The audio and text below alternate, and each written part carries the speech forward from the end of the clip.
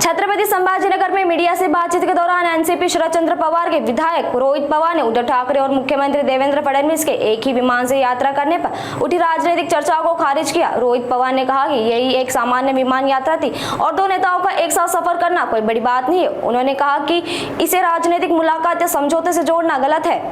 एक तर ते कॉमन विमान होतं, उद्या जाऊन समजा आम्ही प्रवास करत असताना तिथं जर मुख्यमंत्री साहेब त्या विमानामध्ये असतील, सहजपणे आपण जाऊन भेटत असतो, बोलत असतो, त्यामुळे योगायोग आहे असं आपल्याला म्हणता येईल।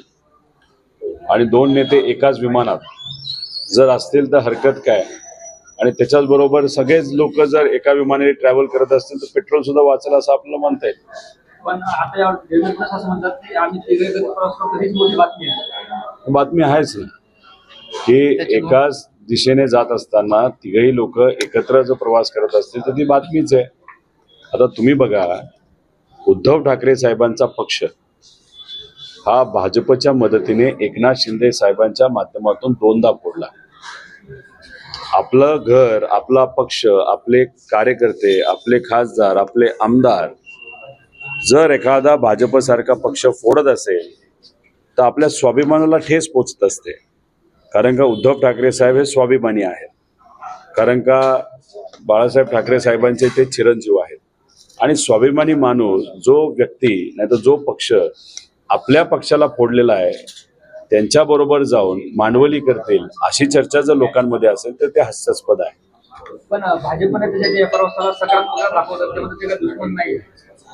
भाजपने त्याकडून सकारात्मक भाजपने त्या बाबतीत जर सकारात्मकता दाखवली असेल तर ती अडचण उद्धव ठाकरे साहेबांची असं मला वाटत नाही। ती खरं तर अडचण एकनाथ शिंदे साहेबांची आहे। हा प्रश्न तुम्ही एकनाथ शिंदे साहेबांना विचारला पाहिजे। काय झालंय की डिलिमिटेशनचा कायदा पास करण्यासाठी भाजपला अजून 41 खासदारांची जरूरत आहे। त्याच्यामध्ये 20 खासदार टीएमसीचे आपण धरलेले आहेत आणि 6 खासदार उद्धव ठाकरे साहेबांचे धरलेले आहेत। त्यामुळे अजून 41 खासदार त्यांना पाहिजे।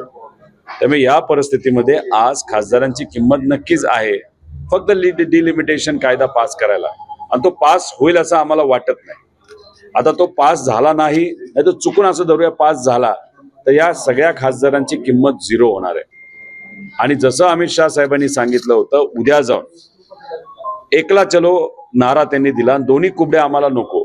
दोन कुबड्या कोणाच्या कुठल्यात महाराष्ट्रामध्ये, ते एका बाजूला एकनाथ शिंदे साहेबांचा पक्ष आणि दुसऱ्या बाजूला अजितदादांचा पक्ष।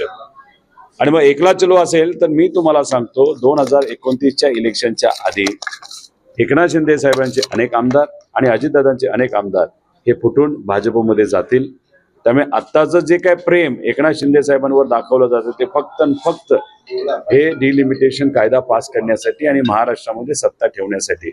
एकदा हे सगळा वेळ निघून गेला तर या दोघांना सुद्धा डिच्चू भाजप देईल असं आम्हा सगळ्यांना माहित आहे। एककडे तुम्ही मराठवाड्याच्या दौऱ्यावर आहे, उद्धव ठाकरे सुद्धा 6 खासदारांच्या मतदारसंघात दौरा करण्याचा शेवटी तिथं असणाऱ्या कार्यकर्त्यांना जाऊन भेटणं पण तितकंच महत्वाचं आहे। त्यामुळे उद्धव ठाकरे साहेब लोकात जात आहेत, कार्यकर्त्यांशी बोलतायत। म्हणजे ज्या 6 खासदारांना निवडून आणण्यासाठी उद्धव ठाकरे साहेबांचा खूप मोठा वाटा होता आणि उद्धव ठाकरे साहेबांना खंबीरपणे साथ आदरणीय पवार साहेबांनी दिली, काँग्रेसने दिली। आणि तिथं जर हे 6 लोक गद्दारी करत असतील ते कोणालाही आवडलं नाही। काल तुम्ही बघितलं जेव्हा नागपूरला उद्धव ठाकरे साहेब पोहोचले तेव्हा हजारोने लोक तिथं आले होते।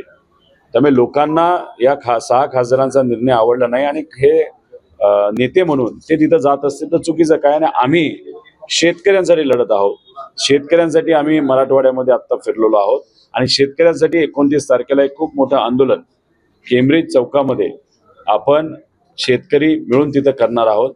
त्यामुळे त्यांची भूमिका ही पक्ष टिकला पाहिजे, लोकांचा आवाज सरकारपर्यंत पोहोचला पाहिजे अशी त्यांची भूमिका आहे। आमची भूमिका शेतकऱ्यांना न्याय मिळाला पाहिजे।